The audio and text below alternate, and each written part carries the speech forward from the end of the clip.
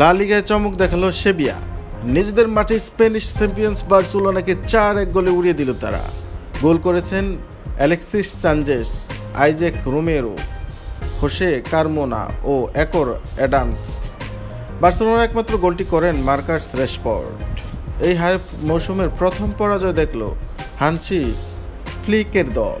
Barcelona এখন league তালিকায় দ্বিতীয় স্থানে, শীর্ষে থাকা রিয়াল মাদ্রিদের চেয়ে 2 পয়েন্ট পিছিয়ে। অন্যদিকে সেভিয়া উঠে গেছে চতুর্থ স্থানে।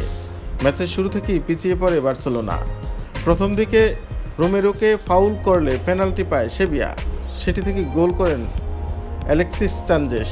এরপর পরই রোমেরা 2টি সুযোগ নষ্ট করলেও তৃতীয়বার গোল করতে ভুল করেননি। রোবেন বার্গাসের পাস থেকে নিচু শটে গোল করে ব্যবধান দ্বিগুণ করেন তিনি। প্রথমার্ধের শেষ দিকে জেগে উঠে বার্সেলোনা। ফ্রেডরিক ক্রস থেকে বলিতে গোল করে ব্যবধান কমান রেশফোর্ড। বিরতির পর ফ্লিক দলে পরিবর্তন আনেন, কিন্তু তাতেও খেলার চিত্র বদলায়নি। দ্বিতীয়ার্ধে সমতার সুযোগ পেয়েছিল বার্সেলোনা। বদলি হিসেবে নামা আলেহান্দ্রো বালদেকে ফাউল করলে পেনাল্টি পায় অতিথিরা, কিন্তু রবার্ট লেভানডোভস্কি স্পট কিকটা নেন লক্ষ্যের অনেক বাইরে দিয়ে। এই মিসের পরই মূলত ম্যাচ থেকে ছিটকে যায় বার্সেলোনা। শেষ দিকে আরও 2 গোল করে জয়ের ব্যবধান বাড়ায় সেভিয়া। হোসে কারমোনা নিচু শটে গোল করেন, পরে একর অ্যাডামস যোগ করেন চতুর্থ গোলটি। চ্যাম্পিয়ন্স লিগে পিএসজির কাছে হারের পর লা লিগাতেও এমন পরাজয় বার্সেলোনার জন্য বড় ধাক্কা।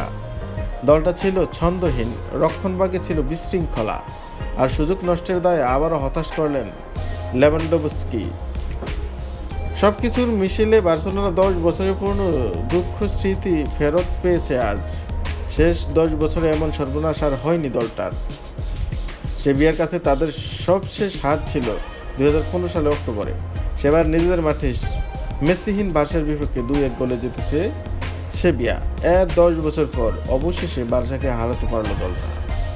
তো প্রিয় বন্ধুরা, খেলাধুলা বিষয়ক সকল তথ্য পেতে এই চ্যানেলটি অবশ্যই সাবস্ক্রাইব করে রাখবেন এবং এফএস স্পোর্টস নামে যেই ফেসবুক পেজ রয়েছে সেখানে গিয়ে ফলো দিয়ে রাখবেন। আজকে এই পর্যন্ত, সবাই ভালো থাকবেন, সুস্থ থাকবেন।